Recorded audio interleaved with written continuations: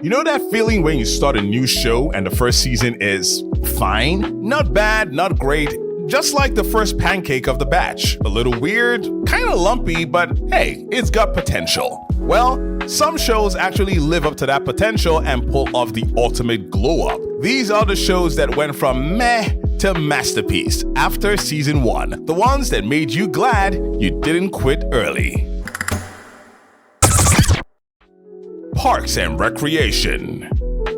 The first season of Parks and Rec was like watching The Office with a weird tan. Awkward, unsure of itself, and clearly trying too hard to be something it wasn't. Leslie Knope came off less adorably enthusiastic and more needs professional help. But then season 2 hit and the show found its rhythm, becoming one of the funniest and most heartfelt sitcoms ever made. By the time Ben Wyatt and Chris Traeger joined, the chemistry between the cast was so good it could power Pawnee's entire grid. Parks and Rec went from clunky mockumentary to pure comedy gold with waffles, friendship, and more government incompetence than Congress.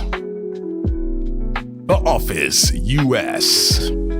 Season 1 of The Office felt like watching the British version through a funhouse mirror. Michael Scott wasn't the lovable idiot we grew to adore. He was just kind of a jerk with a bad haircut. But by season 2, Steve Carell had found the sweet spot. Cringe comedy mixed with genuine heart. The show leaned less on bleak cynicism and more on relatable chaos. Suddenly, Pam and Jim's slow burn romance had us hooked. Dwight became a legend, and That's What She Said became an immortal piece of workplace vocabulary. The Office went from corporate bleakness to comfort TV, one Dundee at a time. Breaking Bad. Season 1 was good, but it was also a bit like Walter White himself. Nervous, uncertain, and still figuring out its formula, literally. Then season 2 cooked up perfection. Once Walt shaved his head, donned the Heisenberg hat, and muttered, "I am the danger," the show turned into a full-blown cultural phenomenon. Breaking Bad evolved from teacher sells meth to Shakespearean tragedy in the desert. The tension, the cinematography, the writing, everything hit another level. It's the rare show that didn't just get better, it perfected itself like a fine batch of blue crystal. If this video was a kebab, subscribing would be the delicious garlic sauce that ties it all together. Don't be a dry kebab, be a saucy legend. Subscribe to Movie Magic. I'm hungry. Let's get back to the list. Buffy the Vampire Slayer. Season 1 was basically Monster of the Week with high school angst.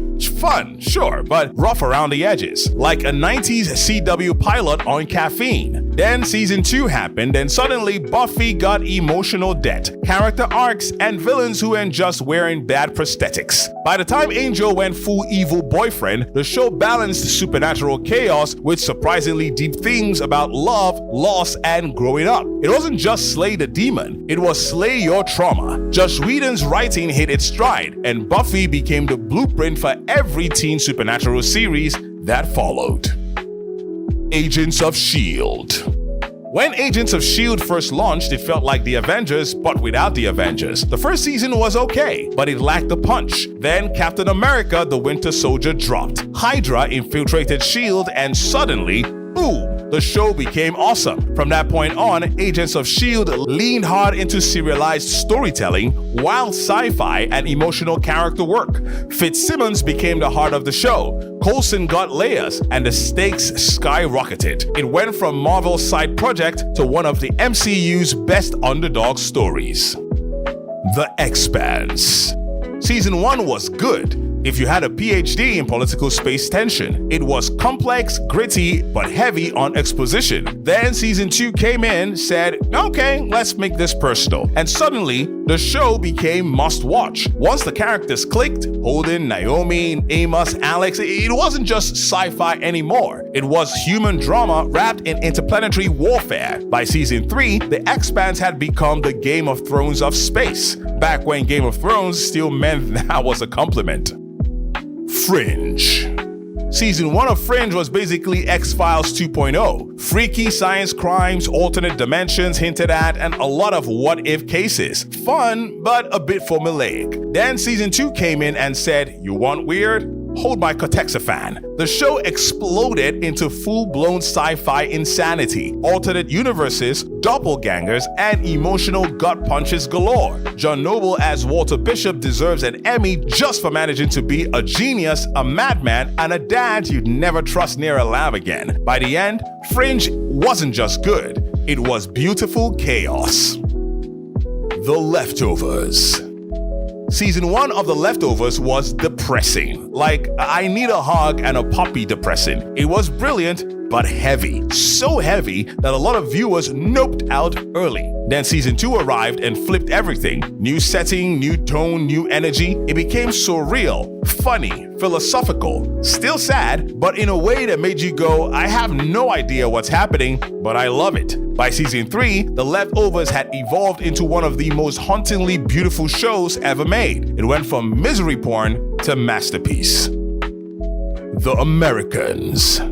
Season 1 of The Americans was a solid spy thriller. Wigs, Russians, and Reagan-era paranoia. But it hadn't quite found its emotional edge yet. Then later seasons hit, and suddenly, this wasn't just a show about espionage. It was about marriage, family, and loyalty under fire. By Season 3, every episode felt like slow burn tension at its finest. Kerry Russell and Matthew Rhys acted their faces off, sometimes literally under all those disguises. The Americans became one of the most emotionally complex and suspenseful dramas ever put on TV. Game of Thrones.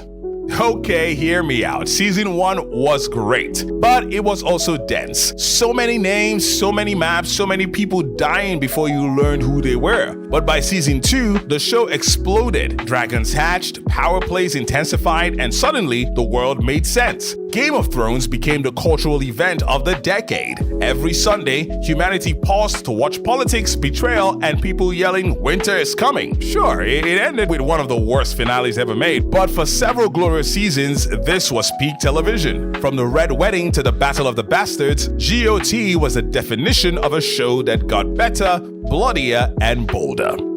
So there you have it, the TV shows that started as okay and turned into, oh my god, this is incredible. The lesson here, never judge a show by its pilot, because sometimes that awkward first season is just a warm-up before the masterpiece. Now it's your turn. Which show do you think pulled off the biggest glow-up? Drop it in the comments. And if you made it this far, you deserve a Dundee, or at least a waffle from Leslie Knope.